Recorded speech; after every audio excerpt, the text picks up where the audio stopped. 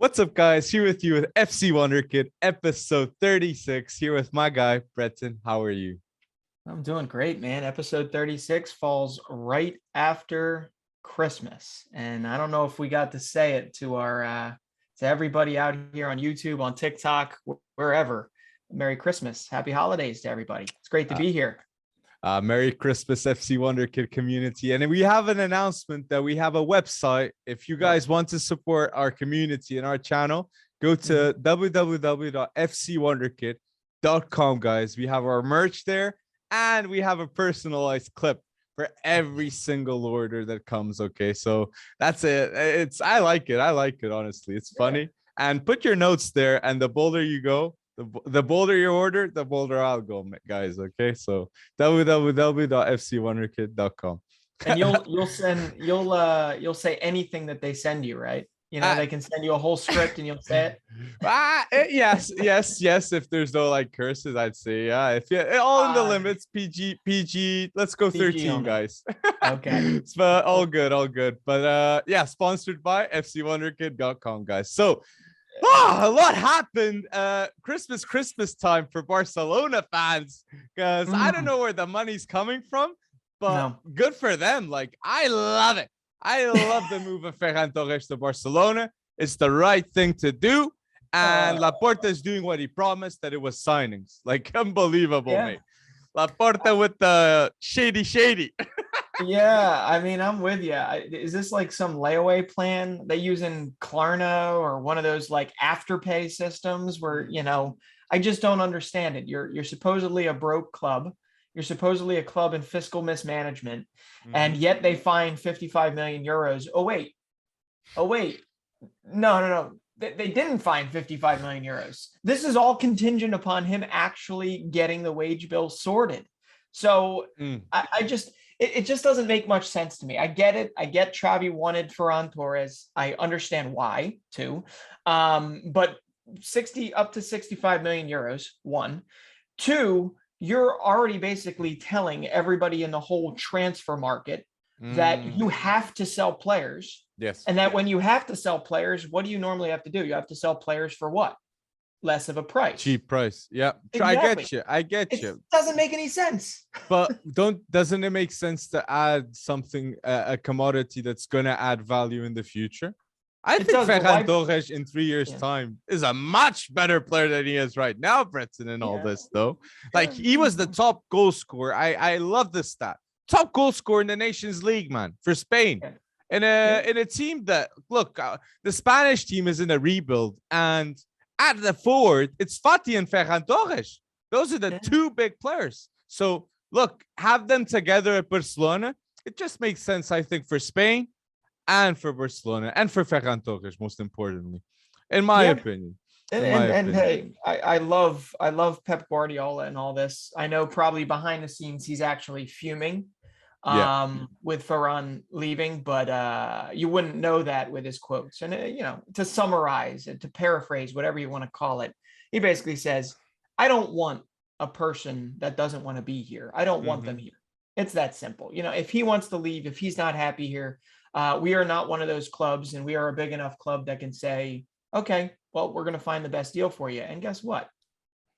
65 million euros potentially. That's a good deal. That's a good deal for someone you've had for a little bit of time. You talk about Guardiola, and Guardiola said, like, this was shocking for me. He said that they're not going to get any strikers, and I'm out here promising people that they're going to get a striker. But I've seen Guardiola promise a lot of things, and then knock, what happens? A striker comes in. So what are your thoughts on that? You think City's going to get someone in January? I don't know. I mean, I'm one recently to take Pep Guardiola for his word. When it comes down to it, I think it might be more of a summer endeavor. I think a lot of it has to do with they want to find the right person instead of just throw money at the wall and see what sticks. Either that, or he just wants to spend another 100 billion or so on defenders. Just kidding. But you know, I honestly believe that finding the right target for them not just sets them up near term, it sets them up long term to be continually dominant in the Premier League.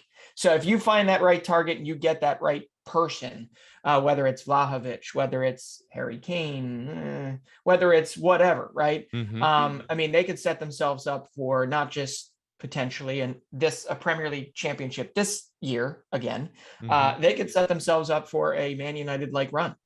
You know, well, I like imagine if Man City gets to be how dominant Bayern Munich is right now in the Bundesliga, because if they get that player that you're saying, we might see Man City like winning every single season with this core that they have. Because at defense, they're sorted. Ruben Dias, even Ederson is low key like a pillar in that team.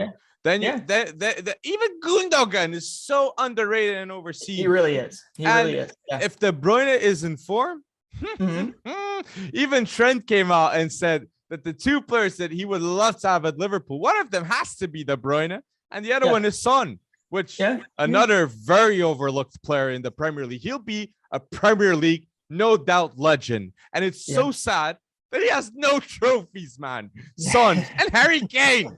But that's a whole different story. But like Son, I love him. Yeah, no, I love him too. I mean, everything he exudes, how he plays, he's so much fun to watch. Him on another team, that throws me for a loop. But then again, he came from somewhere too, right? His previous club was where was he at in the Bundesliga? It was Hamburg, no? Hamburg. I'm not sure.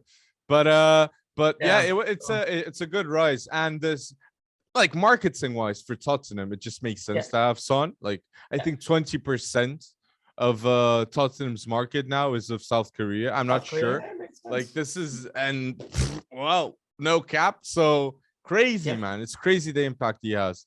It absolutely is. Yeah, but I think when it comes down to it, to tie it all up with a bow, Manchester City know they need a striker, but it seems to me that Pep is pretty confident this year that with what he's got, maybe a few other strategic, maybe long-term pieces, he feels he can win the Prem.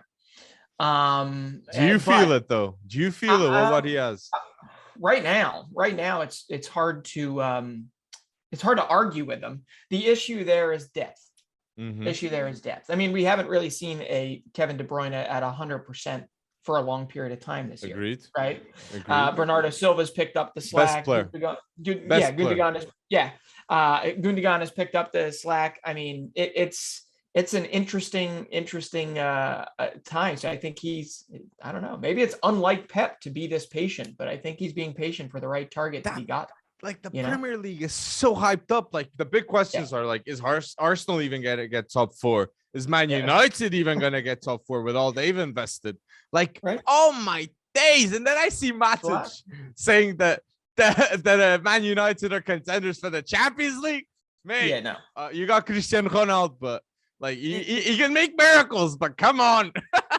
It's gonna be a tough road ahead, and this is like what we wanted, right? During our predictions, we basically said this feels like one of those years where okay, City does look like the team that can do it, but Liverpool's chomping at the bit. I think Chelsea will come back into form once they get everybody back healthy, if they get everybody back healthy, and maybe make some moves. But Lukaku, do you consider Lukaku a disappointment for Chelsea this season? I'm not there yet. I mean, if he's a disappointment, then I don't know. We can talk about that when we talk about the best Premier League signing so far this season. I think more before we get on and away from the Premier League in general, we got to talk about the fact that, I mean, looking at this Newcastle revamp, I know everybody's looking at it with like FIFA lens, right? They're looking at it with Football Manager, like who can he get here? Who can you do that? We obviously all know it's a little bit harder to wheel and deal. And these days it's actually a little bit harder to wheel and deal when you do have a transfer war chest, right? And they've made it pretty clear. We've seen Anthony Martial, we've seen Jesse Lingard, we've seen all these different names thrown out there. When it all comes down to it, we need to remember one thing and one thing only. Newcastle is 1 win, 10 losses, and 7 draws. A lot of money. But what player, aside from a player after a lot of money, what player wants to come into that situation next year? I do think in January at least 3 players are coming into Newcastle. Sure. At least. And I But don't all of think, those players are not going to have Champions do you League think, well, ambitions. true, but do you think Newcastle is going to get relegated this season? I do. I mean, we actually. Oh, did I say it? Was it? You think you? I don't reckon. I think the money that's gonna get pumped in January. Yeah, no, I anyhow isn't that bad. I don't know.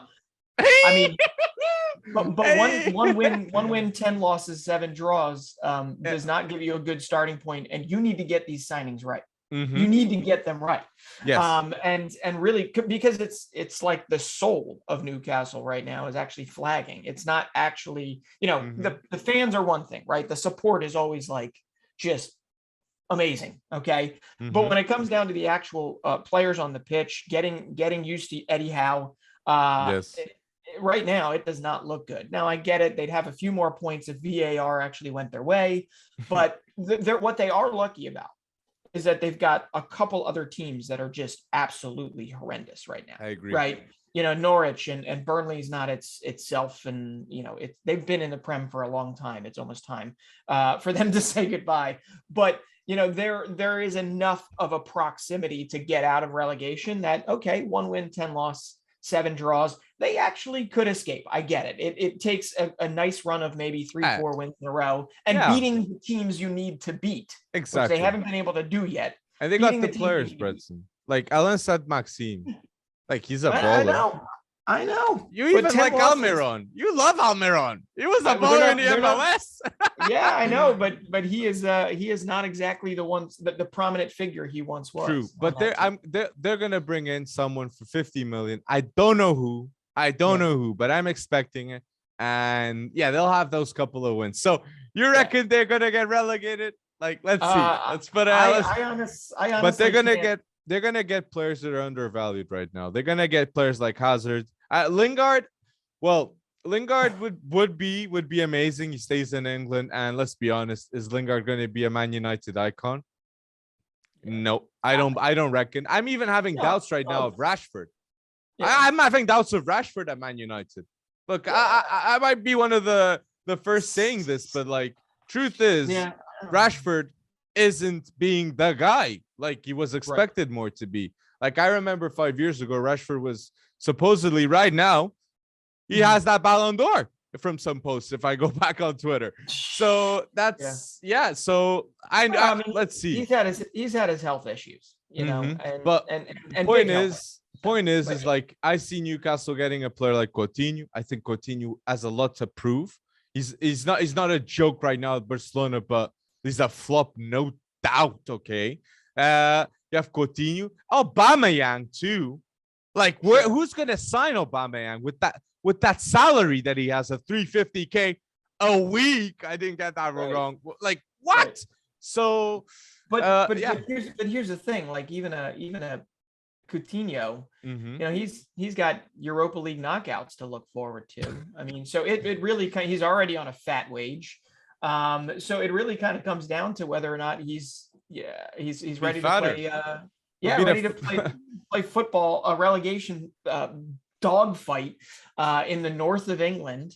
The fattest wage of his life. I get it. I get it. So basically, what you're saying is they need to hire mercenaries to come in and fight these battles for them. What was Man City at the start, mate? Like Torres. I'm going to tell you right now, that does not fit, though. The mercenary route, the just bring them in on fat wages. But that's gonna happen. That's what's gonna happen. That's what I'm saying. It does not fit with the Newcastle culture. It does not that I know the Newcastle culture well, but it does not fit with that, identity of that club. But I get it. The identity is changing. So gonna win, man. They're gonna pay big to win. And when look, the Newcastle culture. Look at the fans after they get this takeover sorted. Yeah. The fans were going bold, man. Yeah. I'm with them. I really want to see Newcastle at the top, I'll be honest with you. So let's see. Bring back Alan Shearer. Put boots on him again.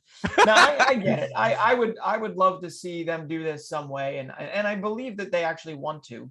But I would love to see them do this some way that they keep that soul of the club, like working class club. If they could find a way to bring in guys that can make impacts now that might not be the Coutinhos or might not be, like Lingard does kind of fit that role. But we talked last time about Chouameni. We've talked about some of these other targets that the ambition there. Fat wage ambition. I mean, they have wiggle room. It's just they have to get it right. They have to thread a needle. They need to get a player. Chouameni. If Chouameni comes to Newcastle, I'd compare him like David Silva when he leaves Valencia to go to Man City. He was a young, promising player back then. Yeah, and Aguero even he was a baller, a Wonderkid baller at Atletico, and he just said, "Let's go with it." Like those were bold moves and a little bit mercenary, but look what happened. Aguero's a Man City legend. David Silva's a Man City legend. Like I don't know. Let's see. I'm sure that the Newcastle fans would treat whoever comes, and if they conquer Newcastle, extremely well. It'll be crazy. But there's some transfers because we're here on the transfer side. So I've seen Bayern Munich absolutely being related to the right players. Okay, I know you like one right back that's being related with Serginho Dest, but the other one is the best one in my opinion. To get Rafinha for 50 million. I remember watching Rafinha at Sporting. He was already bold. But Rafinha right now with Leeds, he's so much better. Much better. And battle tested already. So what a move by Bayern. Coman is injury prone. Sane is injury prone. Rafinha, I don't think he ain't injury prone. So that's a very good sign. He's not. I just feel like Leeds is getting the crap end of the stick here. I feel like if it really is that fee, what was it? 50? 50. Yeah. If it really is that fee, I mean, you're selling your top player, your best player, who's got Brazilian pedigree now. I mean, he's debuted for the Brazilian national team, likely will be part of the World Cup squad in the future. You are selling him for pretty cheap, in my opinion. Leeds can do with that money, but it almost feels like the beginning of the end for a Leeds project that hasn't even just begun, in my opinion. But if they get Rafinha, and I know that there are like back and forths out there of people actually believing it. Rafinha is a big deal. And that basically extends their monopoly on Bundesliga titles, in my opinion, because nobody, I mean, at least they're not poaching Dortmund, right? True. They'll do that too, potentially. But now, and I do like Serginho Dest. I mean, Serginho Dest has a lot still to offer. The kid is young. He is fearless. He is great on the ball. Does he need a little more tactical awareness, defensive positioning, better one-on-one? Absolutely. Every young player does. I mean, you know this with your love relationship with Nuno Mendes. He's not perfect all the time, but he needs to take those steps forward, make those mistakes, learn from them. A bit better. But what I would love to see, what I would absolutely love to see, just, as a biased American footballer, whatever, right? With, some bias too for Canada on the world stage. Okay. Alphonso Davies on the left, Serginho Dest on the right. That would be pretty intriguing in the Bundesliga. They'd have a whole lot of fun. And I just see Dest falling at Bayern. Bayern has liked him for some time. Dest falling into Julian Nagelsmann's setup. It really does scream, we are ready to make you better, to improve you. And Barcelona didn't necessarily want to do that, I guess. I don't know. I mean, they're currently playing who at right back? Bengueza, or they're playing, Araujo. So I just want to see Dest fall in the right place. I don't think the playing time is guaranteed at all. But this kid has so much more to offer, and Barcelona needs to raise money. So. Dest is so much better, like in my opinion, for Barcelona, for Bayern Munich, in my opinion, than Barcelona. But who would get him though, if not Bayern?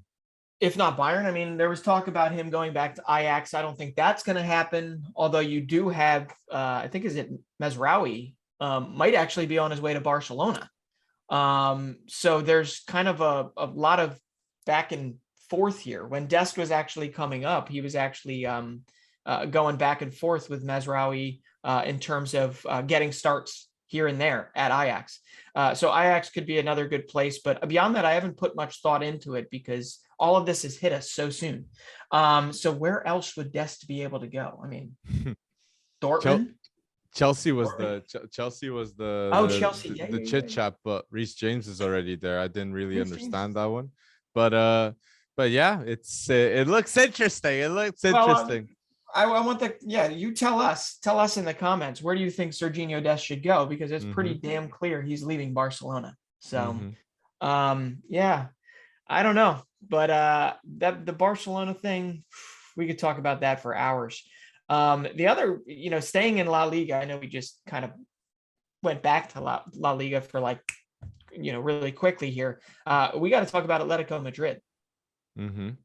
They're in free fall right now in La Liga. 4 losses in a row, which is very unlike Diego Simeone. It's very unlike, the Colchoneros altogether. And I get it, Diego Simeone, he's 10 years in charge now at Atletico Madrid. He has taken that team from mid-level to, cream of the crop in La Liga, constantly being contenders. Obviously, they've got 2 Europa Leagues, 2 La Liga titles. He's got a Super Cup title in there somewhere, But here's the reality. They are right next to Barcelona, who is in the midst of a massive transition, okay? And they are 17 points behind Real Madrid at the halfway mark, roughly the halfway mark.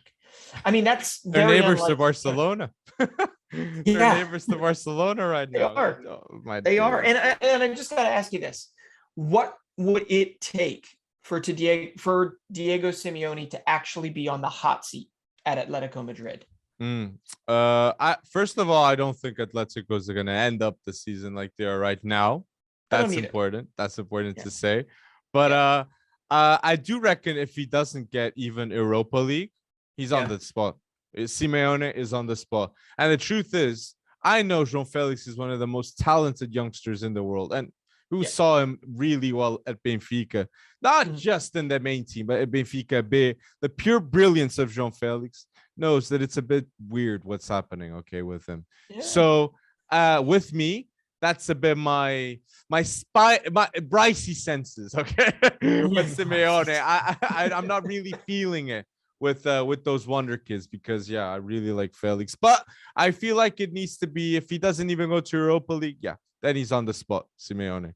This is a little bit on the spot, but I really would like, Atletico Madrid's youth setup is not a bad youth setup, True. And it's been a while since we've seen and imagine if Simeone, which was at Boca, he was at Boca before, right? Simeone, Simeone that comes to Atletico from South America. Now imagine if Simeone goes and Marcelo Gallardo comes in, coming from South America. That'd be bold if Atletico ever did this. But I know Marcelo Gallardo trusts the youth a lot. So let's see. Well, I don't think he was at Simeone was at, where was he? River. He was at River. River. But actually, he was all over the place. Wow. He was Racing Club. He was Estudiantes. He was River Plate, and he was San Lorenzo. All before coming to Atleti, and he didn't last more than a year or two at any of those clubs. And now he's 10 years at Atletico. Went well. It's interesting. Went really well, but and first in Europe, right?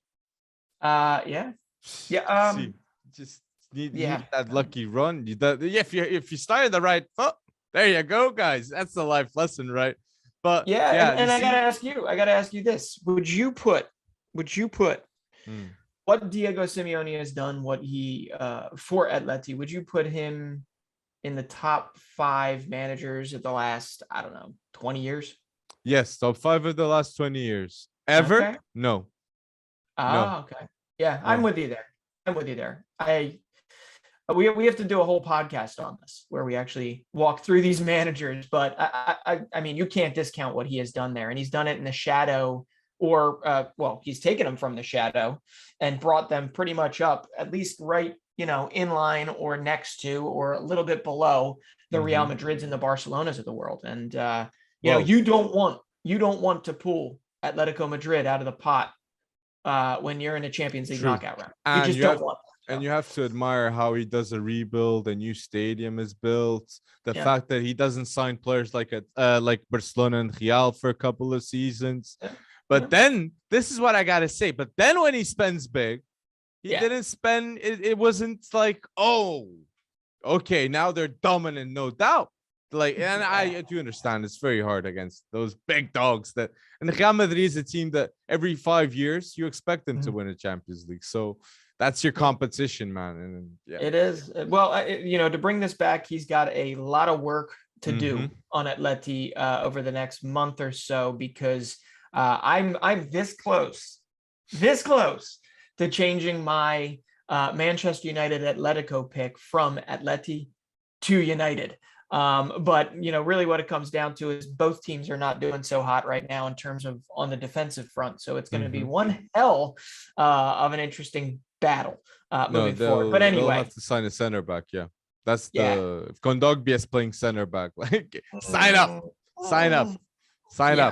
Yeah. So what you gonna go next? Well, I think we've been talking a little bit about a whole lot of transfers, right? And I got to ask you one big question, because what we're going to do probably next week, right after the new year starts, we're probably going to do a little bit of a recap with some lists, and then maybe some lists for who to watch out in the future. But there's one that kept coming up on our comment section, and it was, like, who do you think the best Premier League signing has been already this season? And I mean, there's a bunch here. You've got Ramsdale, Gallagher, Gray, Dennis, Cristiano Ronaldo, Tomiyasu. I got to ask you point blank. Like, why? Why would you say it? Like, why? Demarai Gray, no doubt, is for me the best one in price value. Okay. But my favorite one was Konate. Like, Konate for me is the one that in long term, he's going to be, for me, Liverpool have a center back for 5-10 years with Konate. And having that next to Van Dijk, Konate next to Van Dijk. Oh my days. Like, that duo, they got it sorted. So that's my favorite transfer. Which is yours? Yeah, well, I'm gonna go back. You said it well. I'm sorry I didn't set it up properly, but I gotta say, pound for pound, the best transfer of the season so far in the Premier League is Demarai Gray, right? I mean, 1.5 million pounds, 1.7 million pounds, something like that. Grabbed him from Leverkusen off the bargain bin. And he's got, 5-6 goals. I mean, you can't beat that type of output, especially when everything else at Everton seems to be going sideways, if or down. So obviously I don't think Evertonians would like to look at this and say that Demarai Gray was their best signing of the season. They'd rather it be, something like whatever, Richarlison at the top of the scoring table, or Dominic Calvert-Lewin back and healthy and playing for them again. But Demarai Gray, you can't argue for that pound to pound value, right? But hey, we got to talk about some others on this list. Emmanuel Dennis, okay, playing for a pretty tough team in Watford. They've sort of been okay under Claudio Ranieri, but not really, because they've still lost quite a few games. A couple shocks here and there. But Emmanuel Dennis, okay, 7 goals, 5 assists on one of the worst teams, or a team that likely will be involved in a relegation fight near the end of this year. You can't look past that at all. And I think some other clubs are going to be looking at him moving forward. And he's just taken that nice stepping stone, going from, the Pro League stints in the Bundesliga that didn't work out. And now he's, doing pretty well in the Prem. And a lot of people are going to be looking at him, if not January, but next season. But these are the ones that everybody is talking about right now. And that is the 2 Arsenal signings, right? You and I don't know if, do we do this? Have we done this yet? Do we need to say sorry about Ramsdale? I mean, it feels, no, I mean, Aaron Ramsdale has essentially, I don't know if he's paid for his transfer fee yet, but man, is he damn close to doing it. Okay. So from a value perspective, no, but for set Arsenal up between the sticks for the future for a very long time, and allow them to breathe a sigh of relief that they have someone there that's competent. that is ready to fight and die for the club. That is priceless, right? To quote the American Express commercials. Aaron Ramsdale has been nothing but a slam dunk for Arsenal fans. And I think you can lump one other person into that, and that is Takahiro Tomiyasu, right? And you're a big fan of him, right? I love him. For me, he's the best signing at Arsenal. No doubt. No doubt. Oh, better than No Ramsdale? doubt. Like, no, but like Ramsdale, for me, for how much he was, like, he's justifying the price, in my opinion. But I do reckon that motivation-wise, spirit-wise, Ramsdale is absolutely shocking me. Okay, his mentality to the game, what he's adding to that locker room, on point. But like skill-wise, I wasn't expecting it, but look, that's how much it costs, right? But Tomiyasu, no doubt, Tomiyasu is what a deal.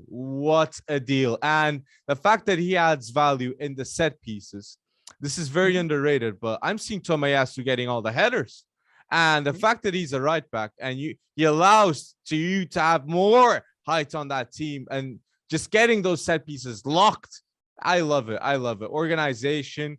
I'm seeing I was Arteta out, okay, a lot of times, and I still feel like if Conte had gone to Arsenal, it would be better right now.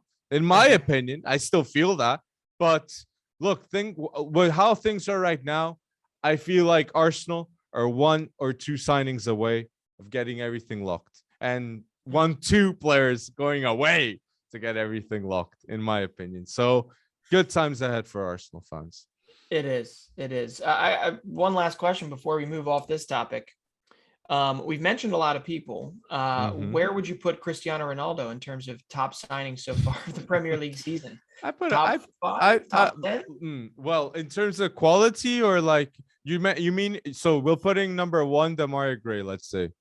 So then number 2, like it's then by criteria. You say Ramsdale, Tomiyasu.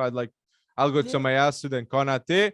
I put Ronaldo in the top 5, in my opinion. As signings in the Premier League, I feel like he's adding much more value to Man United than Varane. Varane has constantly been injured, and Ronaldo, he scored in every Champions League game, and I reckon, he hasn't been that bad. Look, did you see Gigi Buffon's comment about Cristiano Ronaldo? Well, what did he comment? Basically said that when Cristiano Ronaldo came in, I'm just rehashing the past, but when Cristiano Ronaldo came in, it changed the fabric of Juventus, right? No doubt. The team went from a team to no doubt. Yeah. And you, something very interesting too, a Juventus fact, guys. Who's the top goal scorer this year of Juventus? Yeah, it's Cristiano Ronaldo. It That's my answer. It is. So like, it means like, even when I'm not there, look how the team is. It's horrendous. I'll be honest with you. So like, Juventus fans, make sure you keep Chiesa. Make sure you keep Chiesa. Okay. So let's see what happens with that. Hey, but we have to talk, like, we're talking about the best. Let's talk about who we should be in the best. And Jack Grealish, that was a steep price. He should be in the best. Varane, he came in with, he even had a standing ovation. The whole glorified, like, I think he's gonna be a stud. No, I don't reckon it's gonna go bad, but come on, he should be better. And Lukaku, okay, Lukaku should be showing better signs by now. Okay, so I'm not. Let's see what happens. I mean, it has only been. For example, Demarai Gray could probably not score a goal for the rest of the season. Like, that is a possibility, you know? Yes. But would I bet against Romelu Lukaku not heating up at some point and scoring, doubling or tripling his goal total? Now, I mean, that's why you pay for somebody that's obviously shown he can do it at Inter. But yeah, there was a lot of money thrown out there, and it really wasn't the big money signings that have wound up making the massive impacts. But also, if you're going to spend that amount of money, there's like this middle ground between expecting something right away, but also, moving them into the culture, moving them into the actual flow of the team and getting them there. But yeah, Grealish hasn't done, I don't know. I think he might lead the league in fouls suffered, which was normal at Aston Villa too. But like, yeah, he's got to show some things, and yeah, I'm sure Pep thinks that too. But yeah, I mean, who else? There's so many others so many other big names. Buendia, right? Yeah, Buendia, Leon Bailey. I mean, between those two, that's like half of the Jack Grealish money, or 3/4 of the Jack Grealish money. Yes. And you barely get Leon Bailey on the field, and you can barely get Buendia, to show what makes him so special. That is facts, though. That is facts, though. Like the money, like, but I do reckon that they're gonna start hitting. Like Bailey, I remember at Leverkusen, man. Like, oh, the good times, man. And like even now at Leverkusen, half the team is like for sale. Like people are saying that Wirtz is going. I see Man United being linked to these type of players right now. Right.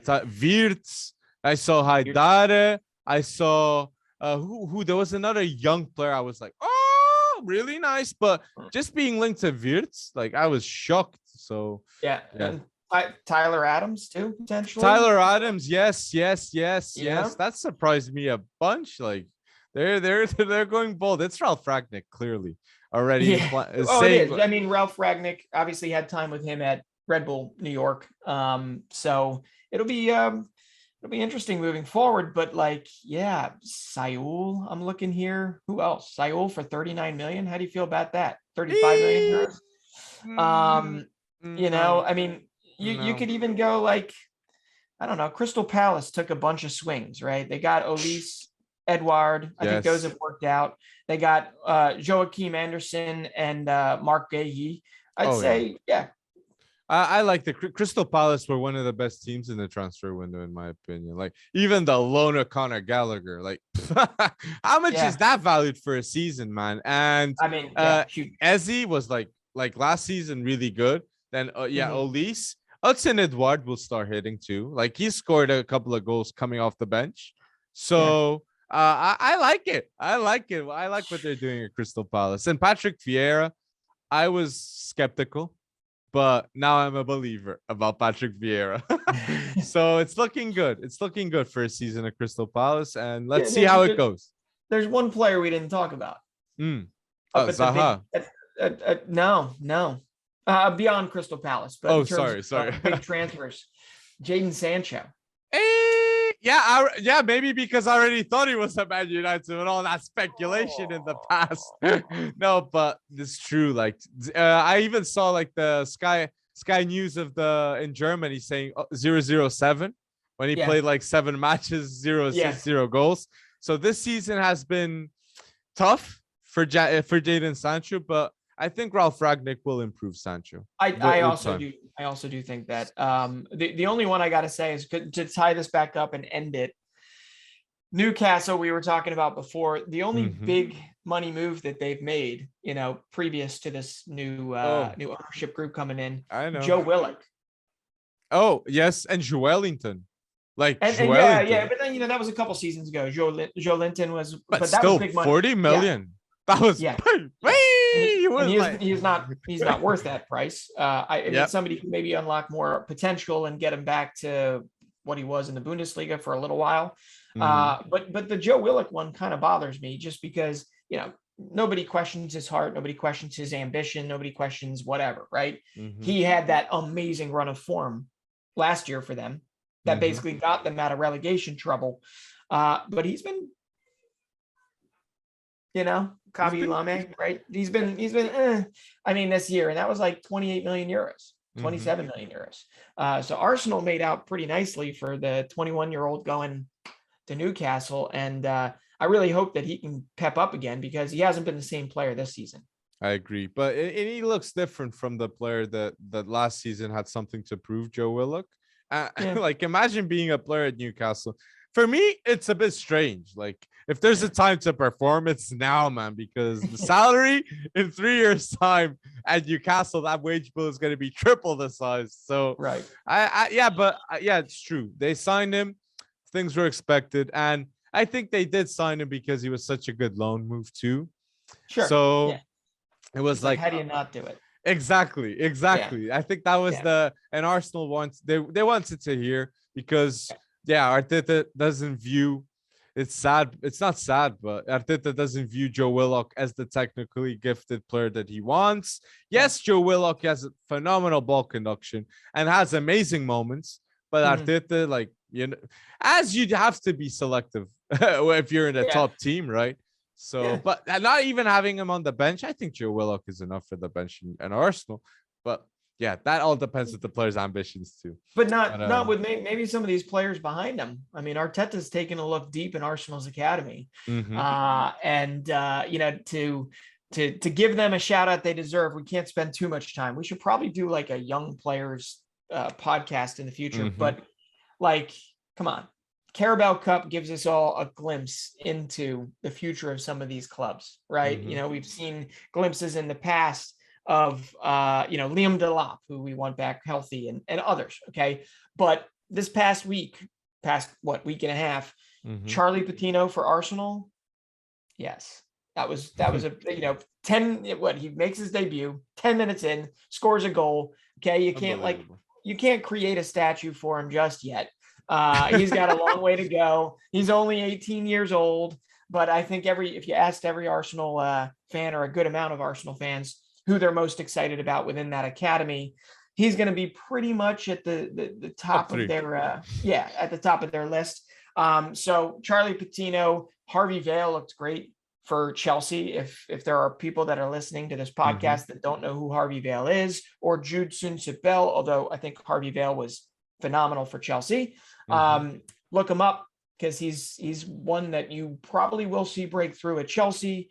And then I got to bring up the goalkeeper for Liverpool, who has an Irish first name that I can't pronounce, and I need you to do it for me. I'm not too good with it too. I just know the Kelleher part. I'll be honest with you. I think it might be like Kalman Kelleher, but he was the hero for a pretty awesome. Did you watch that Liverpool game? Yes, the penalties. Yeah. Like I was hyped. I was hyped. Yeah, the comeback though. Comeback. Yeah. Oh, the comeback. The whole environment just shows like it's never an easy game at Anfield, man.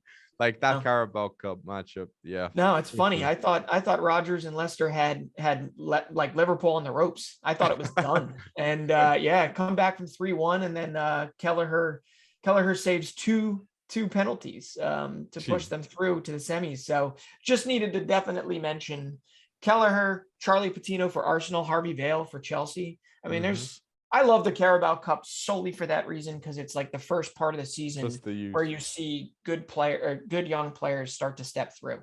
One thing before we go to the quick fires, we gotta go recap 2021 here. But I'm going to ask you flat out. I think you already know the answer, because I may have let it slip. Who do you think is, we're going to recap right now, goal involvements for 2021. Okay. Who do you think is number one on the list, or who would you think if you were just kind of off the cuff? Lewandowski. That would be the one, because he's no doubt has the most goals in the world. But the answer is. The answer is Kylian Mbappe. But I know we talked about the 23 years old now. Like that's fantastic now from Mbappe. And like who like he's number one. Who's like top three? Who are the top three? All right, you got number one is Kylian Mbappe with 65 goals and assists. Number two is Robert Lewandowski with 62. And you are right. The majority of that is goals. And then third is Erling Haaland. Just do a little rewind there, because Erling Haaland was out for like a month and a half. I mean, if he didn't have that injury, we're talking like 67, 68, maybe. I don't know. It depends. How many assists does Haaland have, though? Oh, I don't know. I didn't put that down. Oof. But that'd be interesting, though, because he does a lot of runs that Haaland does give a ton of space to his Dortmund teammates. I know Royce must love playing with Haaland. This is an underrated fact from Haaland, man. The attention he brings to all the defenders, ridiculous. But let's go. What's the top five? So top three, we got the Mbappe and Haaland being at the top three. It's already a discussion itself. But who else? Who's the four and five? So here we go. Adding onto it, fourth place is Karim Benzema. who has put himself, in my opinion, as one of the front runners or potentially a front runner for Ballon d'Or 2022. Agreed. I mean, he's got 50 goal involvements. He added two goals the other day. If he's healthy, he's had a hell of a 2021. Yes. He's back in the France squad. I mean, like, he's on a mission. He is on a mission. He seems like a different player. And I don't know, maybe that's because he had this little pup grow up next to him named Vinicius. And they've, created this kind of awesome duo at Real Madrid. But yeah, he's fourth place. He's got 50 goal involvements for 2021. And then fifth place is kind of a surprise, although not really if you watch Ajax, but it's Dusan Tadic. Yes, and assists. 35 of those are assists. And he surpassed Lionel Messi in assists, I believe, right? According to the club, he did. I think they might. I think they might have miscounted some, but I don't know. I mean, they're getting ratioed on Twitter, Ajax, because they said that his 37 assists in the year beat Leo Messi's record from 10 years ago. Come on, Cap. I mean, he did it. Dusan Tadic is having one hell of a year, and I can't think of a better club signing for them because, they normally do lean on their academy structure, right? And to bring Dusan Tadic bring Dusan Tadic into the Ajax fold was probably one of the best signings that they've got externally. And what you're saying is the top 5 goal involvements and no Ronaldo nor Messi. Is this Messi, the first year? Is this the first year that we see in the top 5 goal involvements, no Ronaldo nor Messi? And we see Mbappe and Haaland there? Yeah. Like it's the true. future is now, guys. It's coming. Changing the guard. Changing the guard. That is and the crazy thing is Leo Messi does come in at 6, tied for 6 with Salah and Sebastian Haller. But you got to take into account Messi's got what? How many goals since he's made the move? 1 at PSG. So yeah, if he hit the ground running at PSG, obviously he'd be a little bit higher. But come on, even in a really topsy-turvy year, highs and lows for Leo Messi, he's still got 48 goal involvements.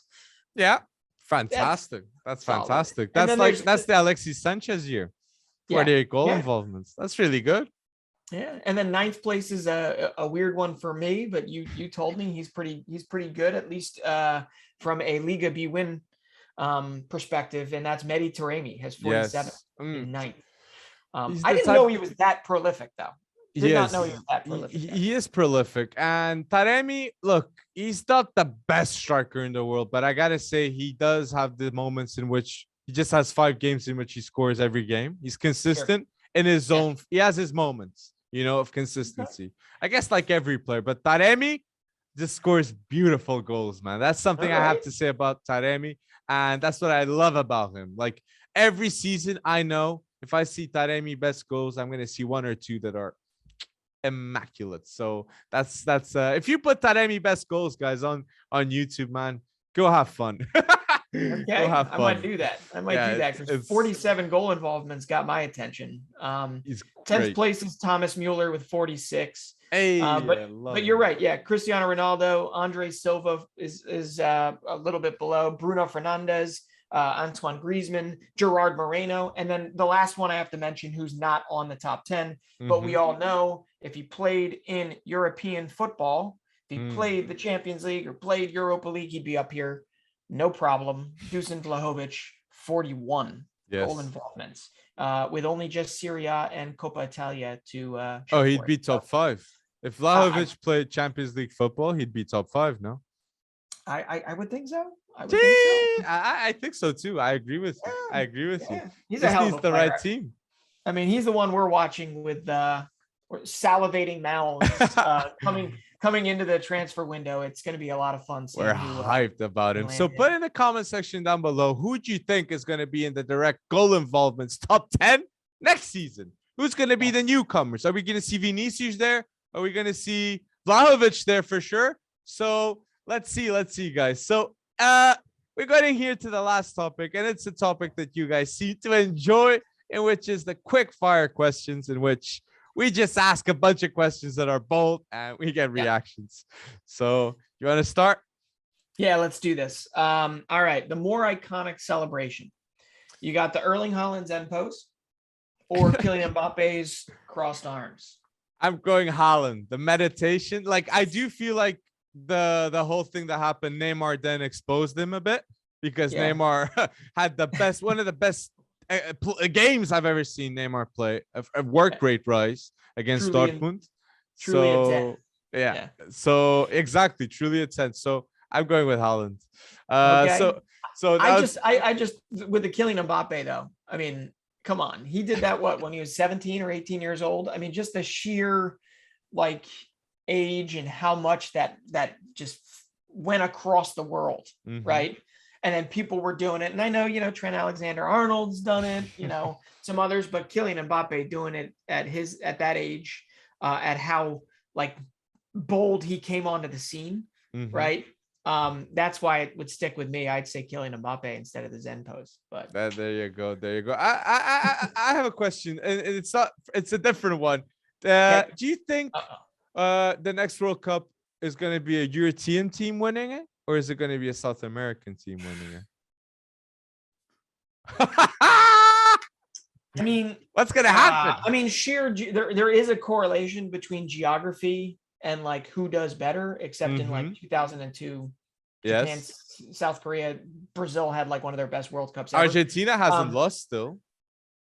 Yeah, I don't see them winning the World Cup. You don't think Messi's going to win it? No.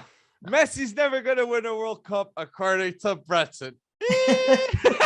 Look, I get all the Messi. I feel like Argentina are real contenders for this World Cup. I'll be honest. Do you really? I don't think they have a supporting cast.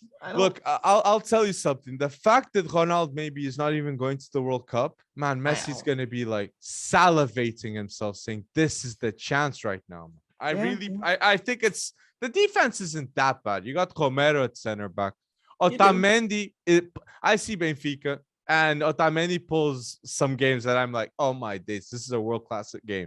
World-class game right here. So against Barca, Otamendi had the game of his life, man. So I mean, they're not that bad, Brett. No, I know. And they've got some up-and-comers, DePaul and the Copa America, that kind of might have forged a new team spirit that could lead them into this World Cup. Do I think that this might be one of the best chances they have?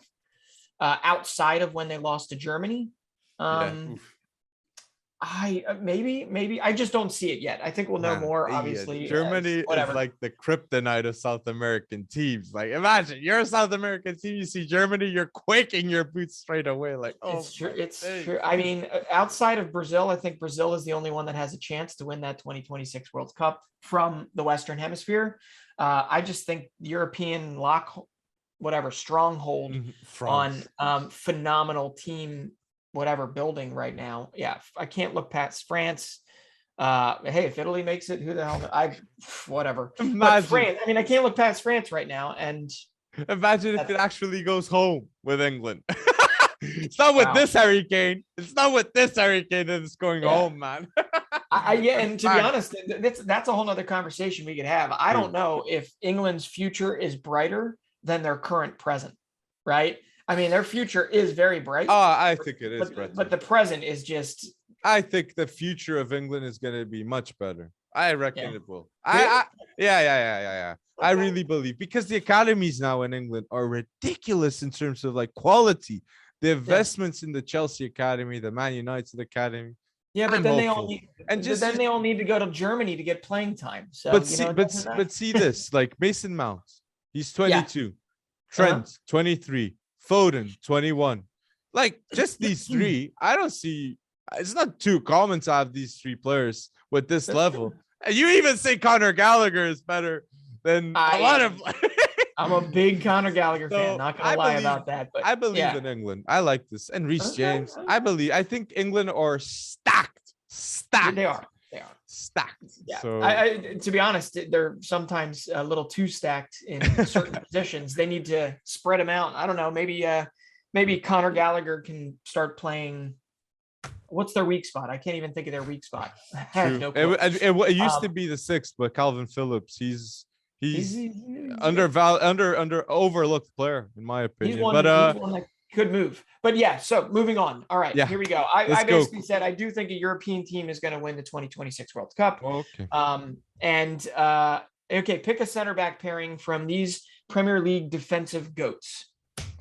Kompany, Vidic, Rio Ferdinand, Van Dijk, and John Terry. Which two are you picking? I'm picking Vidic and Van Dijk, no doubt, because in my opinion, Vidic is first of all Premier League legends, but Vidic is the guy I would never fume him. Like, I'll never irritate Vidic, man, because if the other players tackle other players, Vidic takes the leg. He takes the leg. He's just ruthless, man. So Well, what is it? He tackles one striker, the other striker falls down. Yeah, that'd be the type of that's the type of thing too. Yeah, so good. And if you're talking about pound per pound transfer value, Nemanja Vidic, I mean, that was like a £7 million signing back in the day, but he was so good. But yeah, that's like a powerhouse. We're gonna destroy you if you even try and carry the ball past us. Vidic and Van Dijk. I'd probably have Vidic and Terry. Okay. Van Dijk obviously is up there. What does Terry have better than Van Dijk? Yeah, leadership, experience. Yeah, I mean, there's a quality, like a positioning quality to. I mean, there's anticipation. So smart. I think anticipation. Van Dijk wasn't passed once dribbling wise in a whole season. Like passing, Van Dijk is much better than Terry.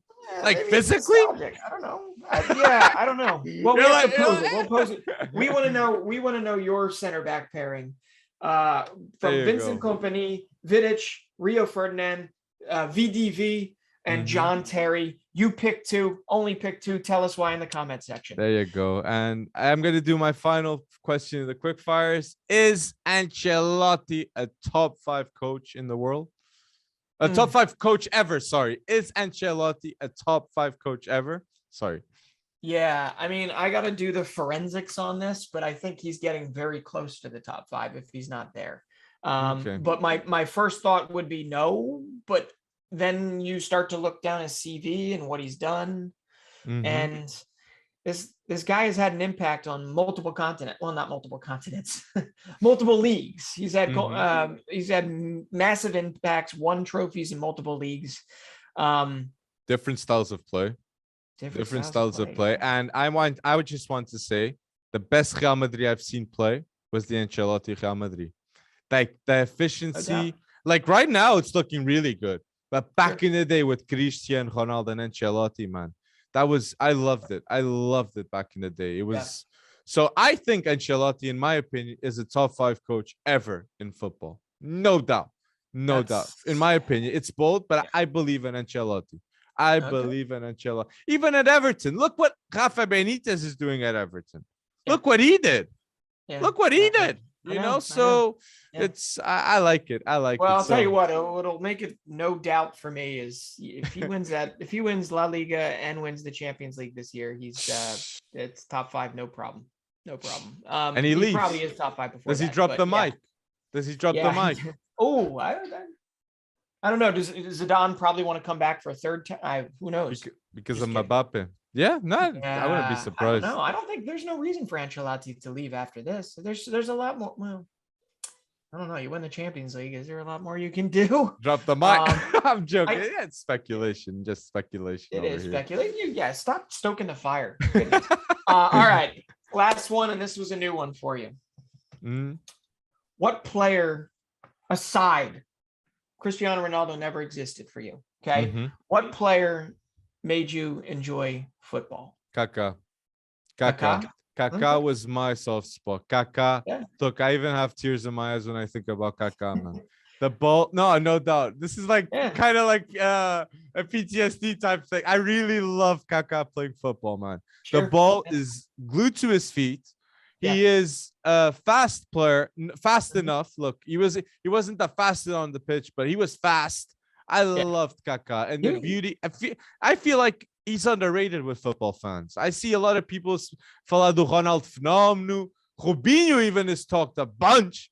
Kaká should be mentioned more, in my opinion. And Kaká, yeah, I felt he was one of the players that really hit my childhood. Yeah, I understand that. And yours was Henry, right? Thierry Henry. Well, watching Thierry Henry, but I'm a little older. I'm a little older than the Invincibles. When I grew up, it was for me Alan Shearer for some reason. I grew up watching, and I'm going to show my age here, but I grew up watching the 92 Euros was like the first time I ever. You're not too old, man. I remember watching 92. I remember watching the 96 Euro like with a bunch of Brits in a I was like taken to a pub, right? And I just fell in love with Alan Shearer. And I don't know. I mean, then I was a Newcastle fan for a while, and then MLS came along. So yeah. On the American side, though, for me, it was a guy that would literally, like, he had metal plates put in his face because he would destroy himself. He's not the best player. He's not a Kaká, of course, but it was Brian McBride, because that guy, every time he got on the field, you probably have to look him up. Look him up. Yeah, but when Brian McBride got on the field, you could expect that he was going to give absolutely everything, which is, we like to think it's part of the American spirit. And he wasn't the best at football, but this was one of the first guys that went over to Europe and became a fan favorite at a place like Fulham. And then he opened up not floodgates, but he opened up that kind of market for Carlos Bocanegra, for Clint Dempsey, who was big at Fulham. So this doesn't sound big on the world stage, but for American football, Brian McBride was huge. Yeah. So, guys, if you want to support FC Wonderkid, man, I said it at the start. We're sponsored by FCWonderkid.com. So go check it out and help out the channel. And I hope you guys enjoyed episode 36, man. Another one in the wraps. Like the video and subscribe to our YouTube channel if you want to listen to more. And we are on Spotify. If you want to go on the car ride and listen to us, that's possible too. So I hope you guys enjoyed it. Here's FC Wonderkid, episode 36. Thank you for listening. On to 2022, man.